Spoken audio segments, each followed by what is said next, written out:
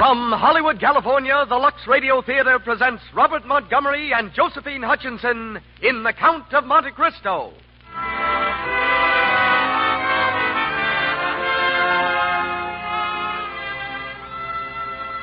Lux presents Hollywood. Our stars, Robert Montgomery, Josephine Hutchinson, Lewis Stone, Lloyd Nolan, Sidney Blackmer, and Paul Lucas. Our special guest, Mr. Alton Cook, radio editor of the New York World Telegram. The Lux Radio Theater Orchestra is conducted by Louis Silvers. This program comes to you with the good wishes of the makers of Lux Flakes, those mild, pure flakes that leave your hands so soft and lovely. Try Lux for your dishes, and you'll see what I mean. It protects your hands in the dishpan and helps them stay smooth and white, lovely to look at. And it's so inexpensive doing dishes this way. A little goes so far. Lux is thrifty. Now, the producer of the Lux Radio Theater. Ladies and gentlemen, Mr. Cecil B. DeMille.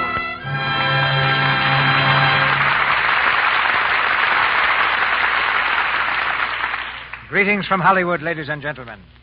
As fantastic and unpredictable as the Count of Monte Cristo himself was the genius who created him, Alexandre Dumas. A writer of amazing energy and monumental achievements, he often displayed a childish vanity and delighted to be known as a man of the world, a Beau Brummel.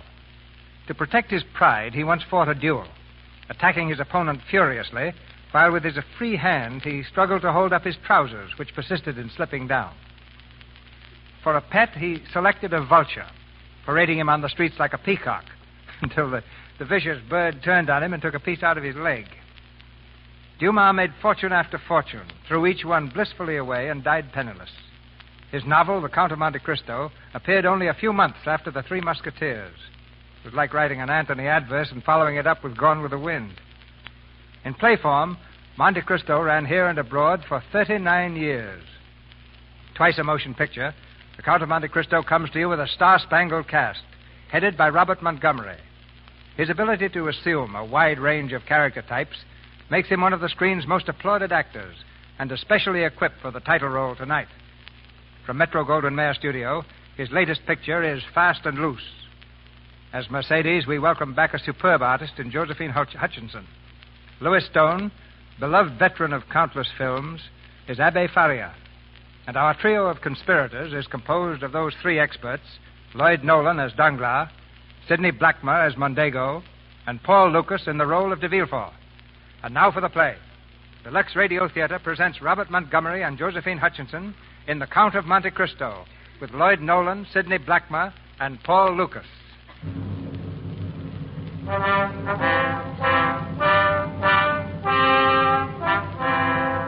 The year is 1815. Napoleon, overwhelmingly defeated at Leipzig, has been exiled to the island of Elba. But still the figure of the little Corsican looms like a giant specter over all Europe. And Louis XVIII, perching perilously on the throne of France, trembles at each new report of plots to restore the emperor. Through all the countryside has gone the king's command, death or imprisonment to all who support the cause of Bonaparte. But still the plots go on. Just before sundown, on a day early in the year, Napoleon, in his quarters at Elba, is finishing an audience with a tall young man, uniformed as an officer of the French Merchant Marine. And you will deliver this letter to Monsieur Nautier in Marseille. He will make himself known to you by the one word, Elba. I understand, Your Majesty. But how will this man know me? He will be seeking the captain of the French ship, Pharaon. But I'm not captain, sire. Not officially. Captain Leclerc died at sea 2 days ago. As first mate, naturally, I assumed command. Oh, no matter. Nautier will find whoever was acting captain when the Pharaon stopped at Elba. One more thing, monsieur. Dantes, you said the name was? Edmond Dantes, sir. Why are you here? It was Captain Leclerc's last order, sire. He commanded me to stop at Elba, and in his name perform whatever service Your Majesty might require. Then it's your dead captain that you serve in this case, and not Napoleon. Is that it, Dantes? Your Majesty, I'm a sailor. My study has been the sea, not politics. The diplomacy of a Talleyrand. Well, your loyalty is not important. Your honesty is. I want that letter delivered. It will be, Your Majesty. You may depend on it.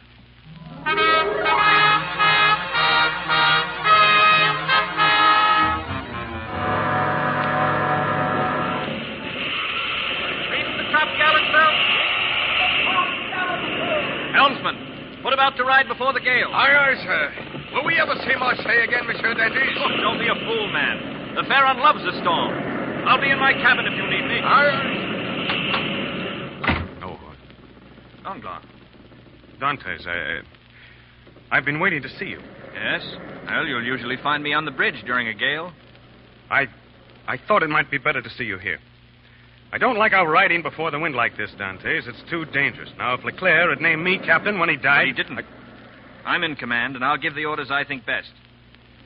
Good night, Danglars. Good night. Oh, by the way, here's a letter I found just now on the floor. Oh. Thank you. Are you sure you found it, Monsieur Danglars? I'm quite sure. But if you're turning the Pharaon into a mail ship, Captain Dantes, you should at least be careful with the cargo from Elba.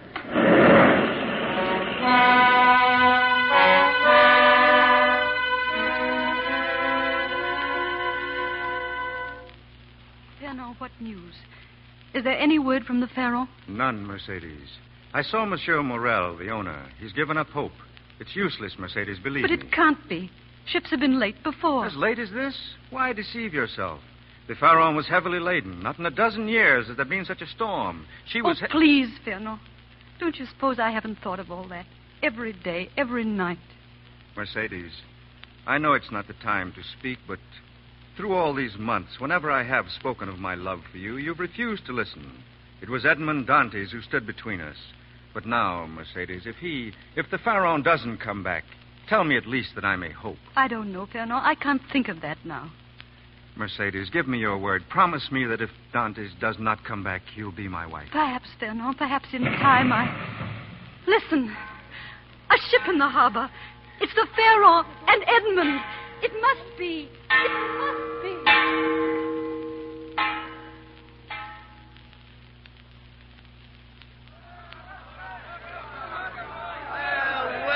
Edmond, welcome. My thanks to you for bringing the Pharaon safely home. Thank you, Monsieur Morel.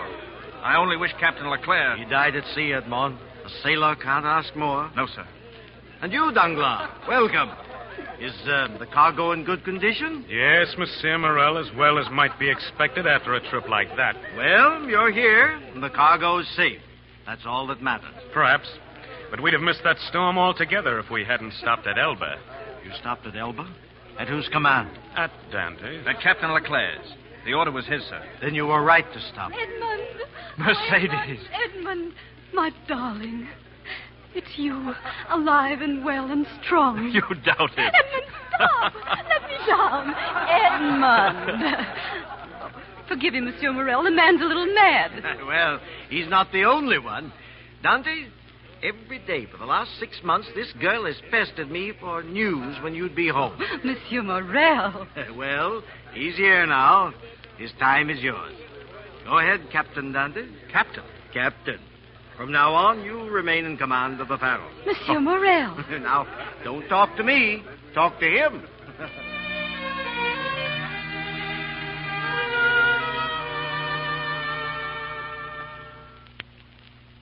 This orchard, Edmund.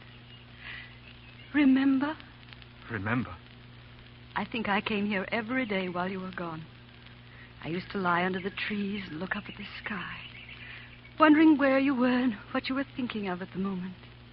And then later the leaves dried and began to fall. I was sad at that. And happy, too. Because I knew somehow that before the leaves came back, we'd be here together. You and I. Oh, Mercedes, if you knew the things that were on my lips to say.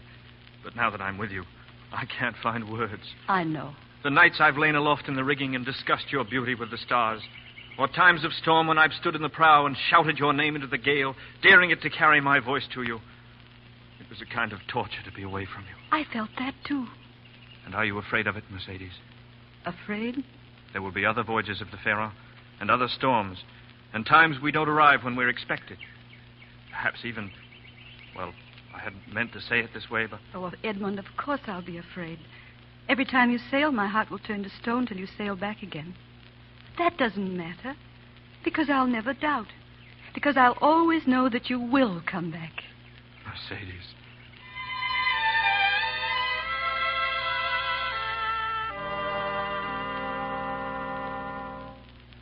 to Monsieur Fernand Mondego. You are invited to be present tomorrow night at the betrothal feast of Edmond Dantes and Mercedes Rosas, to be held at the Café La Reserve with Monsieur Morel as patron. That's enough, Danglars. Well, very well, but if you won't read your own invitation, somebody ought to read it for you. You know, you amuse me, Mondego. Now, it's bad enough to be a rejected suitor. It's even worse to look like one. Another drink? No. I was just wondering, who's the king's representative in Marseille now? A man named de Villefort. Why? You know him? I've met him. Ambitious? I suppose so. And loyal to the king. Of course.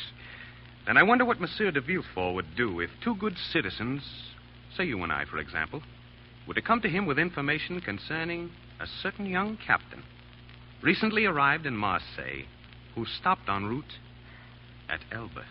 Elba? What are you talking about? You mean Dantes? Well, that's better, Mondego. Much better. Why, you look positively alive again. Is it the wine, Mercedes, or is it you? I've never danced better in my life. I'm hoping that you'll improve when you get rid of your sea legs. Oh, you hear that? Treachery. And from my own betrothed. Captain Dantes. Yes? A gentleman wishes to speak with you outside. Well, invite him in. He said it was private. He asked for the captain of the Pharaon. Oh. Excuse me, Mercedes. I'll be right back. Good evening, my friend. Good evening. You are the captain of the Pharaon? I am. Well, what is it? Elba. Oh. Yes, I've been expecting you. I have the letter with me. Here. Thank you. Good night, monsieur. Good night. You back so soon, Edmond? Monsieur Morel, you remember the letter I mentioned to you from Elba? Oh, delivered? Delivered. I'm glad. You were right to obey Leclerc's orders. But it's good that the letter is out of your hands. Is Edmond Dantes here? Captain Edmond Dantes. I am Edmond Dantes. In the name of the King's magistrate, you are under arrest. Edmond. It's all right, Mercedes. What is the charge, officer? Suspicion of bearing treasonable information from the usurper, Bonaparte. That charge is absurd. Monsieur de Villefort will decide that. Edmond, I'm afraid. Nonsense. Here. Treasure that kiss. In half an hour, there'll be another to match it. I'm ready, officer. Edmond!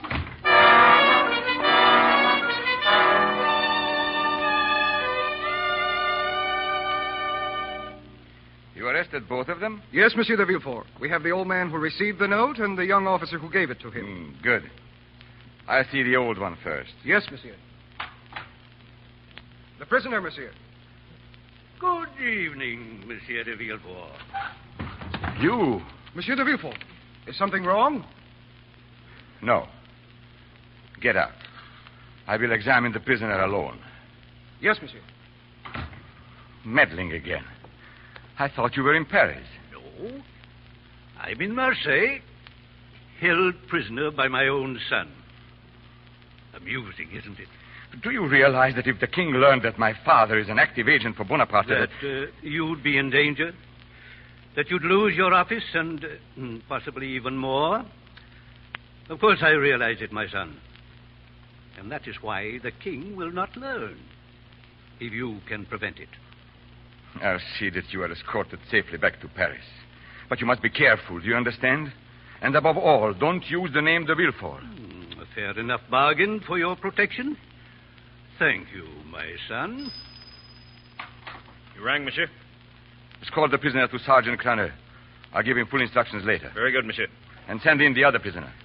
Good night, my most noble magistrate. Send in the other prisoner. Edmond Dantes, captain of the Pharaon? Yes. Dantes, you are accused of carrying a message from Elba, plotting treason against your king. What have you to say? Only that in carrying that message, monsieur, I was carrying out the orders of my superior, Captain Leclerc. I knew nothing about the contents of the letter. Really? And the man to whom you delivered the letter, what was his name? I don't know. Could you describe him? Perfectly. He was about your height. Never mind.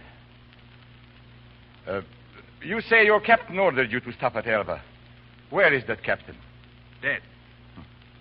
How convenient. But any member of the crew could vouch for what I say. They could? Monsieur Danglars, perhaps? Oh, yes. Yes, I'm sure that Danglars knew that I... Come in, Danglars. Danglars. Mondego.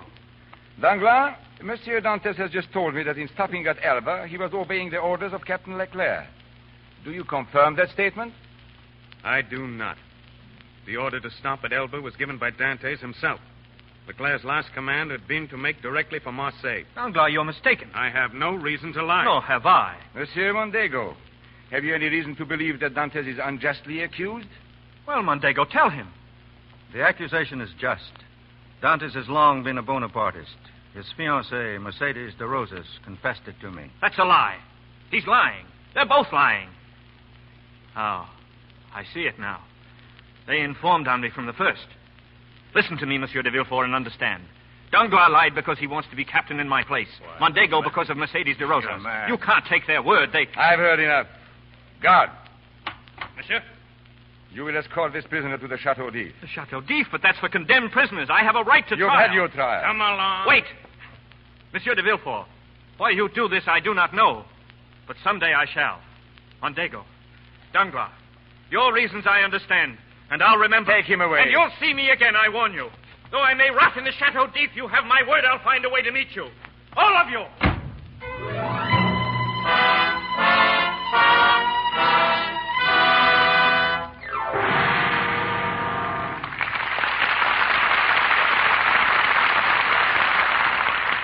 The curtain falls on the first act of The Count of Monte Cristo with Robert Montgomery and Josephine Hutchinson. And in a few moments, we'll go on with Act Two. But first, during our brief intermission, we bring you another scene from the lives of that lovable family, the Brownings. It's late afternoon, and Mother is reading in the living room. The front door bursts open, and in comes 16-year-old Dot, home from a shopping trip. Mother! Oh, Mother, where are you? In here, Dot, in the living room. Oh, Mother, I've just bought Midge's birthday present. It's simply darling. Oh, do let me see it, dear. Look, it's a blue organdy sweater. Isn't it the coziest thing you ever saw? Oh, Dot, why, it's just adorable. But, dear, that isn't organdy. It's Angora. And I do hope Midge will take care of it. Oh, Mother, I'll die if she ever dares to rub it with cake soap. Oh, if she'll only remember to use Lux. Well, now, let's see. Perhaps we could give her a little reminder. Oh, yes. Maybe we could put it in a little jingle, the way we did with Mary Lou's present. Why, that's the very thing. Something like this. Oh, Midgie, Lux this fluffy bit, so it will keep its cozy fit. Oh, Mother, that's darling. Oh, Midgie Lux this fluffy bit, so it will keep its cozy fit. We'll say it every time she wears the sweater. And then she can't forget. It's careless washing that makes sweaters shrink. Wool fibers are tender. They can't stand rubbing or the harmful alkali in strong soaps. Lux Flakes have no harmful alkali to hurt the sensitive wool fibers or fade colors. They keep your nice woolens, your sweaters, scarves, and socks new-looking longer. This same thing is true of your silks and rayons. Lux is so mild and pure, it won't harm fibers or colors that are safe in water alone. And now, Mr. DeMille. Act Two of The Count of Monte Cristo, starring Robert Montgomery and Josephine Hutchinson, with Louis Stone, Lloyd Nolan, Sidney Blackmer, and Paul Lucas.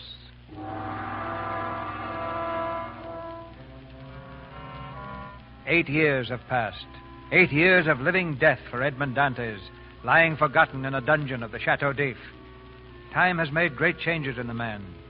Fury and hope are gone, and there remains but bitterness and an abyss of despair as all enfolding of the black silence in which he lives. There's one further step to madness, and on the brink of that stands the shadow of the man called Dantes. The dungeon rats are his only companions. He speaks to them, anxious for the sound of his own voice. Listen. Listen, my friends. You hear? The guard is coming. Our dinner. A veritable banquet, my friends. Just put it on the floor, my good man.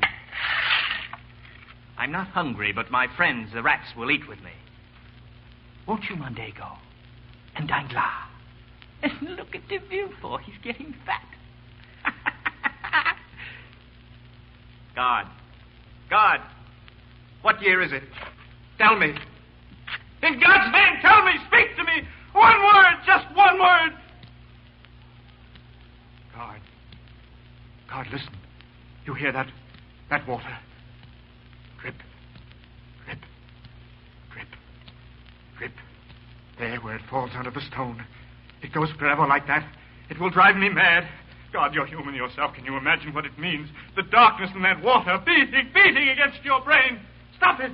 Stop it! You'll take things as they are, 27. Don't call me that. My name is Dantes. Edmund Dantes. Ah, you're mad. Edmund Dantes is dead. It's on the records. Dead? Dead? Killed while trying to escape. Killed? Then who am I? Number 27. That's who you are. Another animal to feed. God. God, come back. That's not true. Whatever that record says, I am Dantes.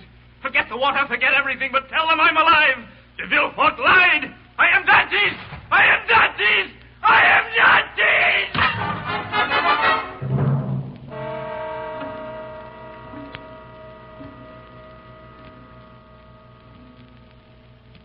Dead. Dead. Dead. Dead. Dead.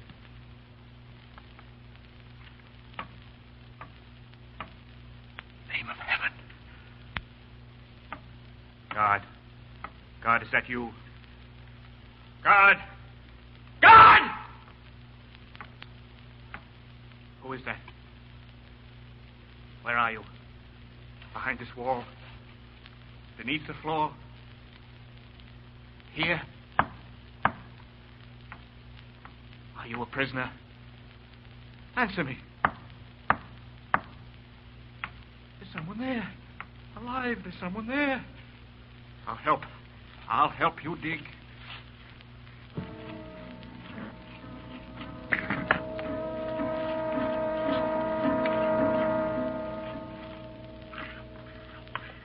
Through. It's open. Come out.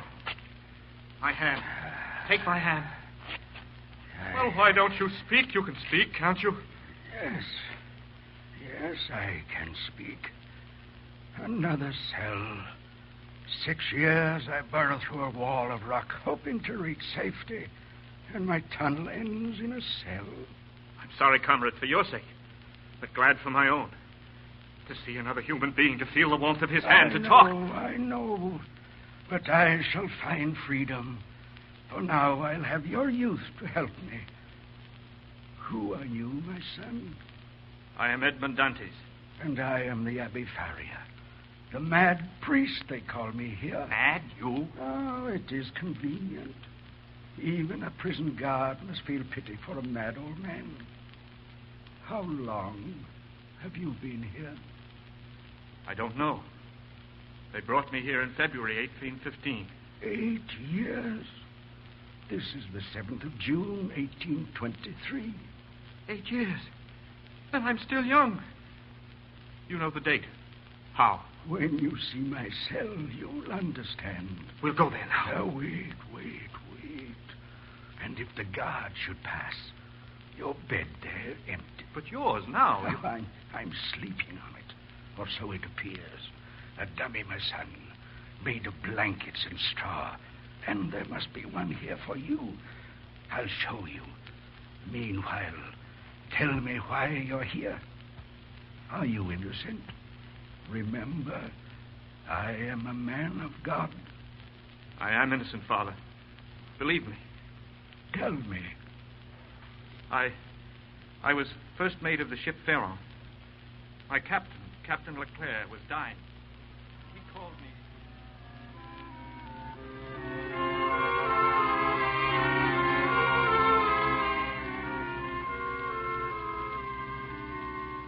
And they brought me here.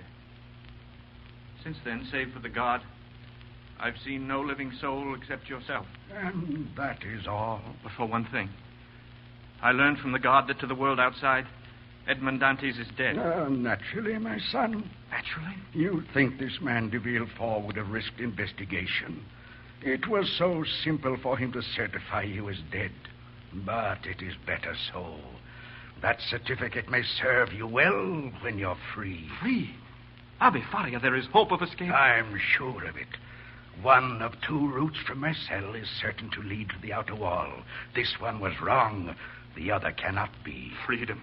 To know at last my revenge. To stand before de Villefort, Danglars, Mondego. Stop, Dante. Stop. You fool. You miserable animal. Groveling here in darkness, nursing your revenge. If you could see yourself chained, not just in body, but in mind and soul. What do you mean? Come to my cell. I'll show you.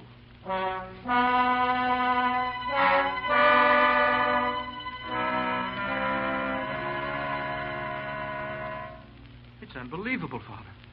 A candle, matches, the digging tools, the drawings on the walls. And all of it, Dantes, because my mind is not in chains. The candles, made from beef fat in my food. The matches, broom twigs dipped in sulfur that I wheedle from the guard. A skin ailment. The mad priest, remember. They can humor me. So with the bits of chalk and carbon for these drawings on the wall. But what are they? You don't know, but you shall. Formula. The basis of all the sciences.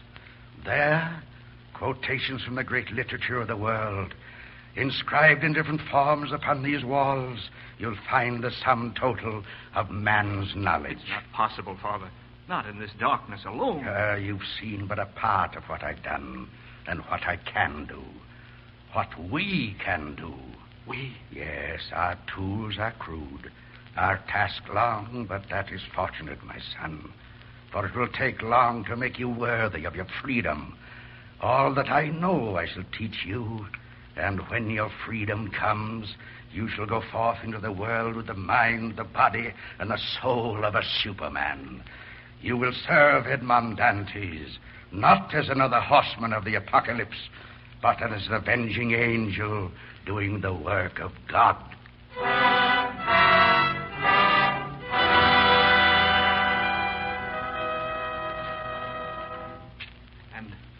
And if your lunar observations are correct, 2 months from tonight will be the highest tide of the year. The water will seep through the crevice and unloosen the rocks. Our tunnel will be through. 11 years of digging. It has not been in vain, my son, but we must not grow too anxious, and we must continue with our studies. You will be glad on your day of freedom. On our day, Father. No, Edmond. Not on mine. Father. Haven't you wondered that for 4 days now you have worked without my help? But what of it? A temporary stiffness in your arm? Not temporary. My arm is paralyzed. Paralyzed? A stroke. It happened 4 nights ago. I told you nothing, hoping the effects would pass, but they won't. You must escape alone, my son. And leave you? I'll carry you. On my shoulders. How far could you swim with such a weight? You see, you must go by yourself. I won't. I swear by the mind, by the soul that you have given me, I'll never leave you here alone. My son, you're worthy of all my trust. Come, Dantes, back to my cell. There's something I must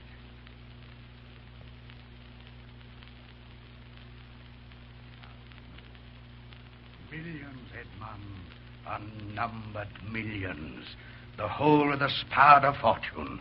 Mine. The Spada fortune? I've heard of that, but it's been lost for centuries. Yes, except to me. I know where it's to be found. I was the secretary to the last of the Spada family. At his death, I became his heir. And after his death, among the manuscripts of the Spada library, I found a scroll. The key to the lost treasure. And where is it? On the island of Monte Cristo. Monte Cristo? I know it well. There's nothing there, nothing but rocks. There is a fortune there, Edmond. A fortune which but to find is to own the world. And you shall find it. I? There will be another attack, my son. And soon an attack that I shall not survive. Then you must go. alone. And for your loyalty and out of my love for you, you are to be my heir. Father, how can I thank you? Edmond, listen. The key to the treasure, you must learn it well. I have destroyed the scroll, but engraved its contents on my brain. So it must be on yours. Now listen, and listen carefully, so that you will not forget. A jutting rock at the island's eastern point. Walk 20 paces north, then west. A rock appearing solid that will move. A hollow wall in the far corner to be broken through. A dark chamber in the grotto. A chest upon the floor. And the world is yours. Now listen again and again 100 times. The time shall come and you must not forget. The jutting rock at the island's eastern point. The jutting rock at the island's eastern point.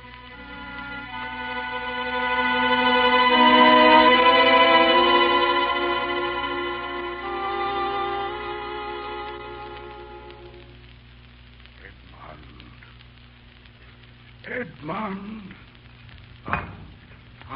Edmond. Quick. Father Thaddeus. Ah, here at last. I had to keep alive. Let me help you. No, it is over. Last night the stroke I knew would come. And now, my son, listen. Your way of escape. I see it now. It doesn't matter now, Father. Hear me, Edmond. The cemetery of the Chateau d'If is the sea, Edmond. And so, when I die, you must scream as though it were myself. They'll come and find me dead and shroud me in a sack. Then, at sundown, they will return to throw my body from the prison wall. But you must take my place inside that sack. Do you hear? You in the sack. It will be you that they throw from the wall into the sea. Freedom, Edmond. Father, I won't. Do as I say, my son. Take my place inside the sack. And remember, I've given you all knowledge, fortune. You must be an angel of justice. Oh, Edmond, this means freedom for us both. It is so beautiful. Father. Father. My only friend.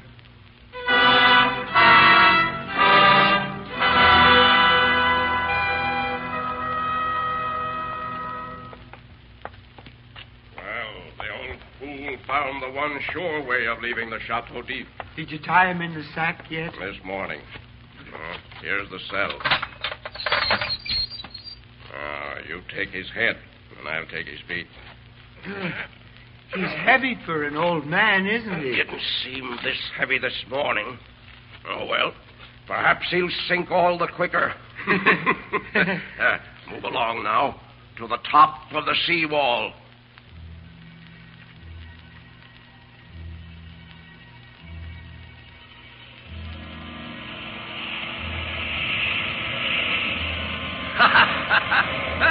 Nice night for a swim, ain't it? Come on, swing him out. Ready? Yes. May God have mercy on his soul. Now, 1, 2, 3.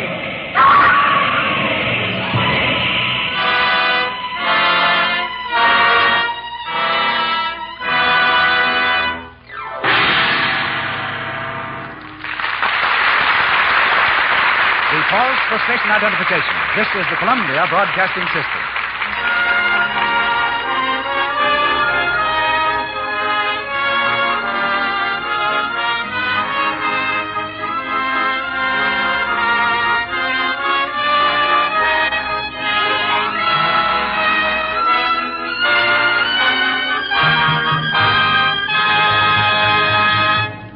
Just heard Act Two of The Count of Monte Cristo with Robert Montgomery and Josephine Hutchinson.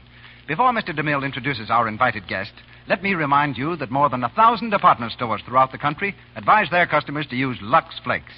Give your dresses, blouses, sweaters, underthings, and stockings regular Lux care, and you'll be amazed how long they keep that fresh from the bandbox look that makes them so smart. Just remember this. Lux is safe for anything that's safe in water alone. And here's another hint. A little goes so far. Lux is thrifty, especially when you buy the large size box. And now, Mr. DeMille.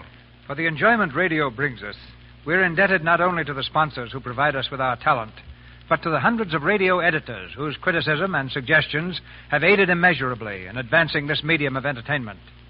Among them, tonight's guest, Mr. Alton Cook, is a dominant figure.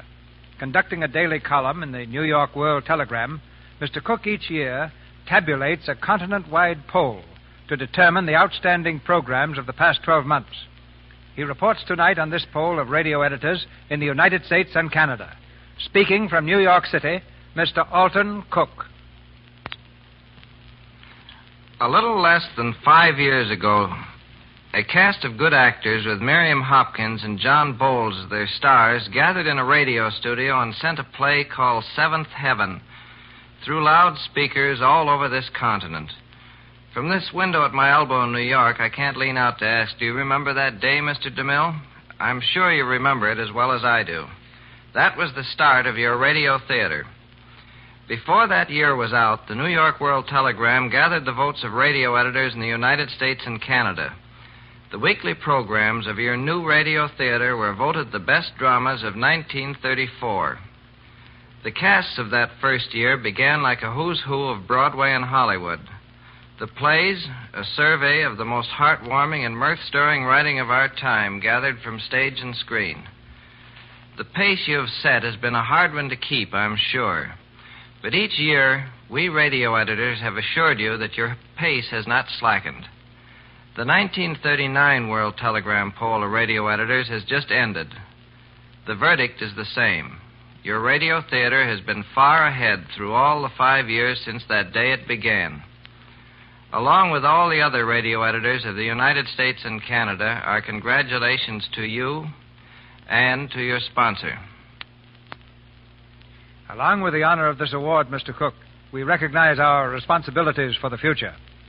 Now here in Hollywood, we're ready to bring you Act 3 of The Count of Monte Cristo with Robert Montgomery and Josephine Hutchinson and our all-star cast. Months have passed since Edmond Dantes was thrown from the walls of the Chateau d'If. Picked up by a passing sloop, he at last found his way to the island of Monte Cristo, to the dark chamber in the grotto. And there, as the abbé had told him, lay the glittering Spada fortune. Gold, diamonds, pearls, rubies, unnumbered millions. The world is mine. And now, years later, all Europe whispers strange tales of a strange man, a fabulously wealthy nobleman, the Count of Monte Cristo. To his palatial villa in Rome, the Count of Monte Cristo has summoned Jacopo, his private agent. Your name is a kind of magic in these days, Excellency. Everywhere they speak of you. Who is he? Where did he come from? Why, if you would care to hear... I wouldn't. Forgive me, Your Excellency. Jacopo, I selected you for this task not alone because you are the best agent in all Europe, but also because you're supposed to know when not to talk. Yes, Your Excellency. Now, I have returned to Rome to learn what progress you have made. Your investigations are complete? Complete, Your Excellency. 3 books.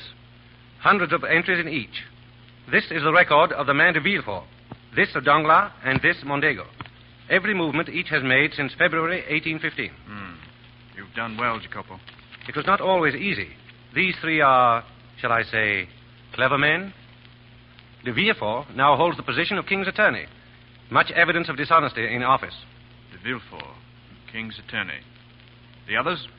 Danglars, now known as the Baron Danglars, is one of the 4 leading bankers of France. Conspiracy with de Villefort to defeat public interest. With de Villefort? Then the 2 are friends. All 3 are friends. De Villefort, Danglars, Mondego. Ever since Marseille, they've worked together. And before. Go on. What of Mondego? Ferdinand de Mondego, now Count de Mondego. In 1815, soldier in provincial army of France. 2 years later, in 1817, married... Married to Mercedes de Rosas of Marseille. You've read this, Excellency.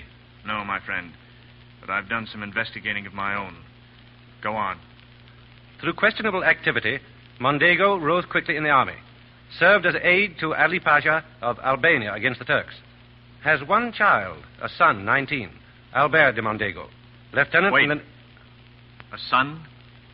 Yes, Excellency, and here in Rome. Fortunate. We must find a way to be of service to this son of Mondego's.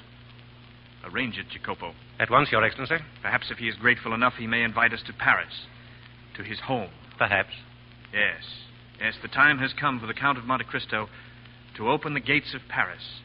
And Albert de Mondego shall be the key. Oh, one thing more, Jacopo. You recall I also asked you to trace a certain young French sailor. His name was Edmond Dantes. Have you done so? I have. The report is also there. And here is the record of his death in the Chateau d'If, signed by de Villefort. Give it to me. The time will come when I shall need absolute proof as to the death or life of Edmond Dantes.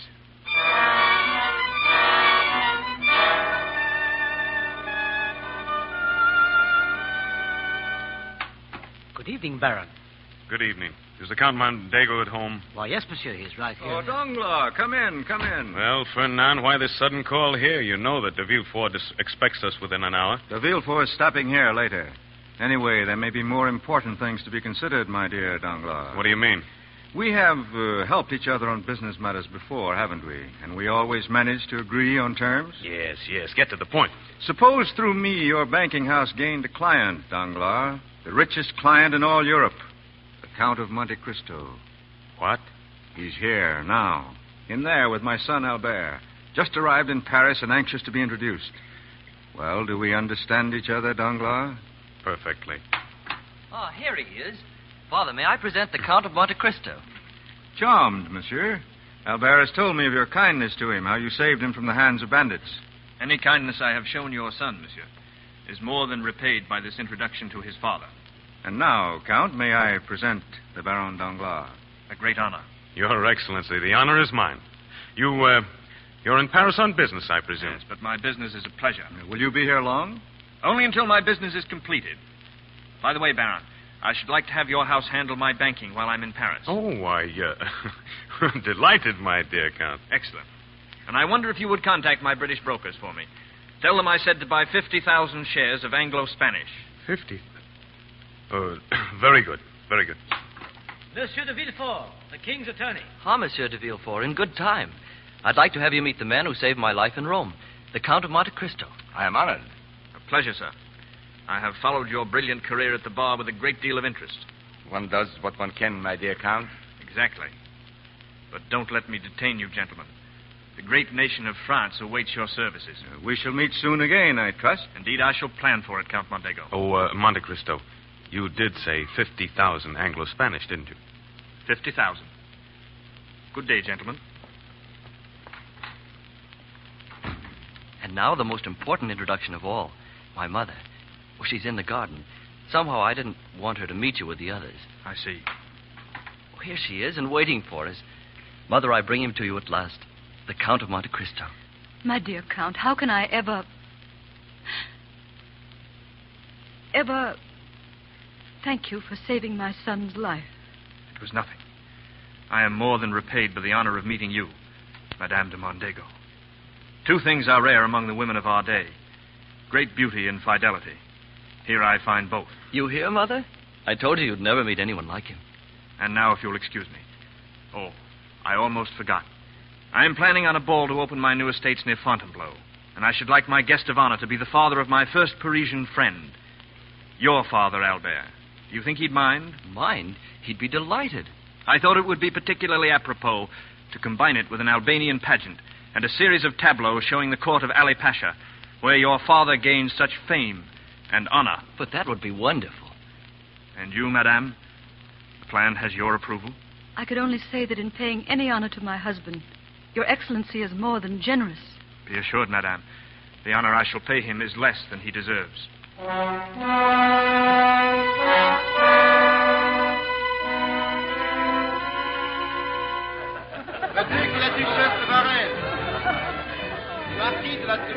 Your Excellency. Yes? The Princess Haydée of Albania, monsieur, in the library. She wishes to see you at once. Very well. Excuse me, Albert. Princess, I am here, my lord. you are prepared? I am. You are sure you understand? The third tableau, the one which shows Mondego supposedly defending your father from the Turks? It is then I speak. Then.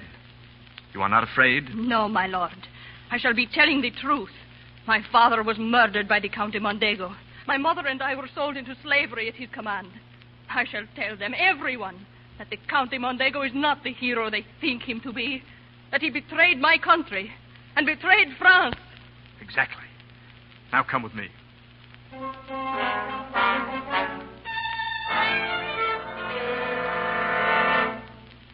But why a visit at this hour, Mondego? I regret the affair, of course. The girl was obviously demented. But I apologize to my guests and... And what of this? The morning paper, Albanian princess exposes the Count de Mondego. Astounding. The evidence.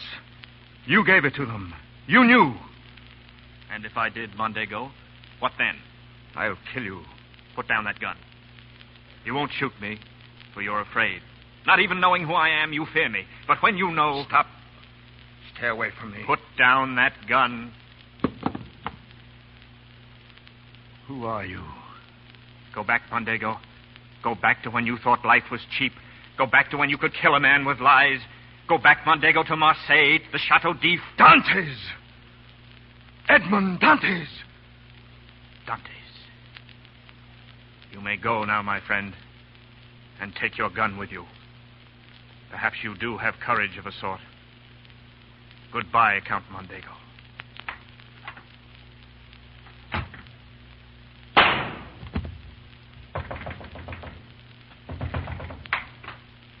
Excellency, you're all right? Yes, Jacopo. And your book of evidence on the Count de Mondego, you can destroy it. The last chapter has been written. And now, Danglars.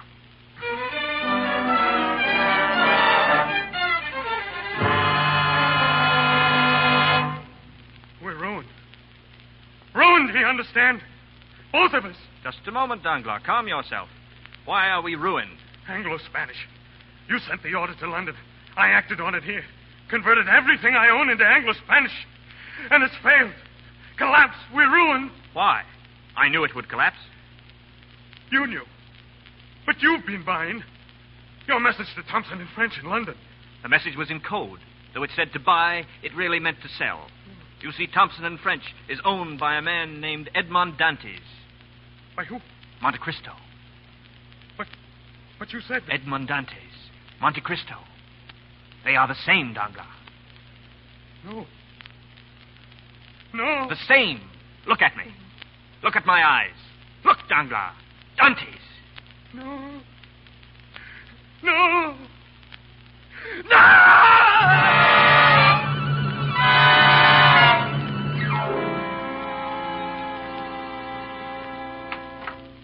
Well, Doctor? The Baron Danglars is insane. The mind snapped completely. Often in cases of sudden mental shock like this. I understand.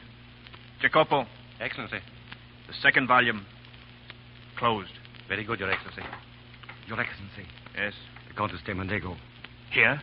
In the drawing room. Have the Baron taken to him.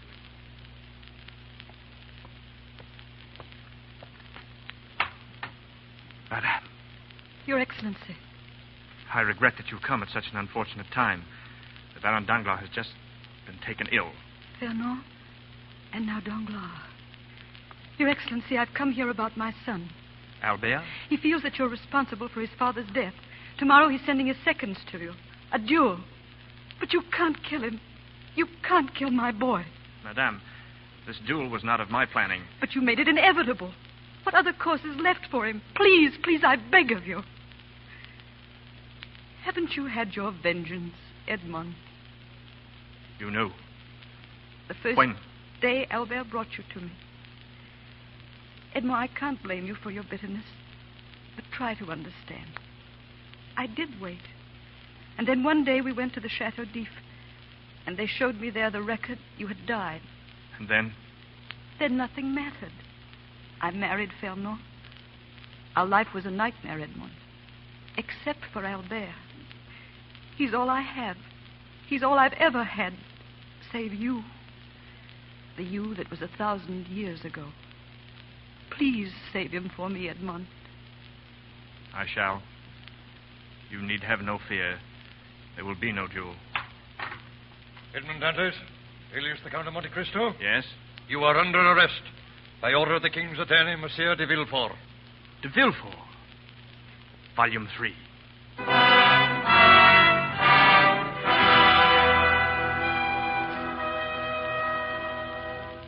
And so, gentlemen of the jury, citizens of France, one last word before you assemble to take a ballot. Look at this man, this creature pretending to be an honest sailor, who was all the time in reality a spy, who, while imprisoned in the Chateau d'If, undermined the structure with tunnels, and when he discovered that the old priest, who was his companion, held the secret to a treasure, undoubtedly murdered that priest to get the treasure for himself. Know him for what he is, gentlemen, this Edmond Dantes, a traitor, a spy, and without doubt a murderer. Gentlemen, as honest Frenchmen, I know that you will find the defendant guilty and mete to him the punishment his treachery deserves. Well, Edmond Dantes, you still have nothing to say. If you're silent, it means your death. But that's impossible, monsieur. What? As long as my friend de Villefort is finally through, perhaps it's time I did speak. I have one witness who will testify that this trial is and must be a mockery, a farce. Who is this witness? The King's attorney, Monsieur de Villefort. Monsieur de Villefort, I'll ask you to examine this paper and this signature. Is it yours? It is. And you, gentlemen of the jury, examine the document. It is the death certificate of Edmond Dantes, signed by the King's attorney himself. He's been prosecuting a man he knew was dead. But I was not, gentlemen of the jury. I am Edmond Dantes.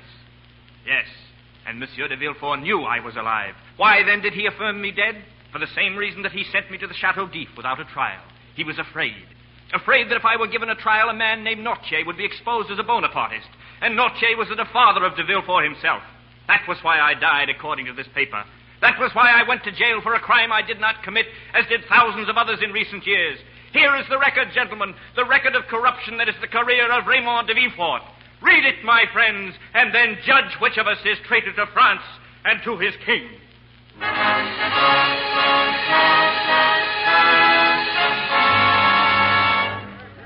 All hands aloft. Stand ready to cast off. And I promised to take the princess home. I'm not sure that I know how to say goodbye, Mercedes. You needn't, Edmond. You're free again. You can stay. I don't know. I may see France again someday. I can't be sure. Edmond Dantes has been dead so long, it will take time for me to know if he can live again. He can, Edmond. Perhaps. Goodbye.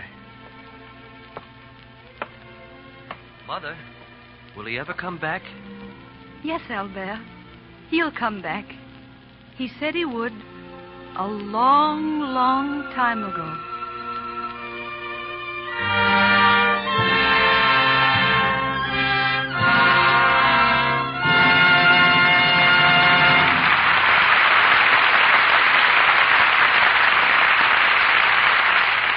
So ends tonight's presentation of The Count of Monte Cristo with Robert Montgomery and Josephine Hutchinson. Our stars will be back with their curtain calls in just a moment. But first, I'd like you to listen with me to something I think will sound familiar to you. Gosh, my money just disappears into thin air. Now, where did it go this time? Well, stockings, for one thing. I bought 2 pairs last week. Gee, if I could only cut down on those awful runs. Well, now, listen to what Miss Ethel Henshaw of New York City says. Maybe she can help you. She says, There was a time when I had to scrimp and scrape on lunches to buy stockings. You see, sometimes I'd be careless about the kind of soap I used for my stockings. And the runs I got were simply awful. Then I changed to Lux Flakes, and now my stockings stay nice and springy and don't have runs nearly so often. now, that's the way to cut down on runs. There's no harmful alkali, no cake soap rubbing with gentle Lux Flakes. So Lux your stockings every night to help them wear longer, and your dresses and underthings, too. Remember, a little goes so far. Lux is thrifty. Mr. DeMille. There's a question that arises every time the Count of Monte Cristo is produced. Was there ever in real life such a man as Edmond Dantes? Perhaps our stars can answer that for us now, Mr. Montgomery and Miss Hutchinson. I think it's quite apparent that he did live, Mr. DeMille, because the shadow deep still stands. And I know that the attendants will show any visitor the exact cell that Dante's occupied. I hate to argue with a lady, Josephine, but Dante's was pure fiction. One of the few characters that Dumas wrote about without some basis in fact. I don't know whether the attendants point out his cell just to impress gullible Americans, or if the story was written so convincingly it has made people believe it was true. Well, not being certain, let's skip it. But don't tell me there's no such place as Monte Cristo. There is such an island, yes. It lies in the Mediterranean near Elba. Can you confirm that, Mr. DeMille? Oh, I don't know what the island's like today, Bob. But when Dumas saw Monte Cristo, it was inhabited only by wild goats. He rowed a boat around the island, but never set foot on it. Yet he couldn't forget its name, nor its air of mystery. Out of that brief visit came the idea for the book. Leaving Dumas to sleep in well-earned peace. What about you, Bob, and this talk I hear of a play in New York? Well, that's all it is at the moment, Josephine. Just talk. But it would be great to see what a drafty Broadway stage feels like again after all these years in Hollywood's air-conditioned studios. What a chilblains compared with the chance to do A Night Must Fall behind footlights. Oh, give me a play like that and I'll risk pneumonia gladly. Meanwhile, it's very satisfying, Mr. DeMille, to appear in your Lux Radio Theater. It's very close to that Broadway stage I've been talking about. My thanks, Many thanks. too, Mr. DeMille, as a grateful performer and an admiring fan. Good night. Your performances would have delighted Dumas himself. Good night. Mr. DeMille, in just a moment, tells of our plans for your entertainment next Monday. Lloyd Nolan, a Paramount star, appears next in St. Louis Blues. Louis Stone is from Metro-Goldwyn-Mayer Studio. His new film is The Hardys Ride High. Louis Silvers appeared through the courtesy of 20th Century Fox Studio, where he directed music for Tailspin. Paul Lucas is seen next in the Hal Roach picture Captain Fury, and Sidney Blackmer in MGM's Fast and Loose. Now, our producer. Next Monday's star is more than a great actor. He's a gentleman whom Hollywood likes and admires, as much as the millions who saw him on the stage and currently applaud him on the screen. Mr. Lionel Barrymore. As for the play, it's one that David Belasco and I worked out together. The Return of Peter Grimm. Mr. Barrymore will be heard in the title role, which he played so effectively on the screen, and co-starred Edward Arnold, Maureen O'Sullivan, and Peter Holden. This week marks the 29th anniversary of the Boy Scouts of America. In the past 29 years, nearly 8.5 million boys and men have pledged themselves to keep alive the high ideals of American reverence, tolerance, and loyalty. Today, as never before in our history, we stand in need of the splendid spirit typified by this great organization. So we salute the Boy Scouts of America.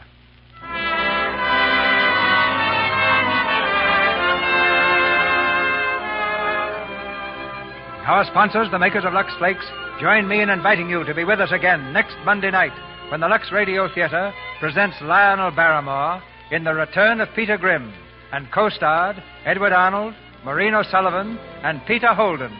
This is Cecil B. DeMille saying good night to you from Hollywood. Cast of tonight's play included Walter Byron as Jacopo, Barry Drew as Albert de Mondego, Victor Rodman as Monsieur Morel. Your announcer has been Melville Ruiz. This is the Columbia Broadcasting System.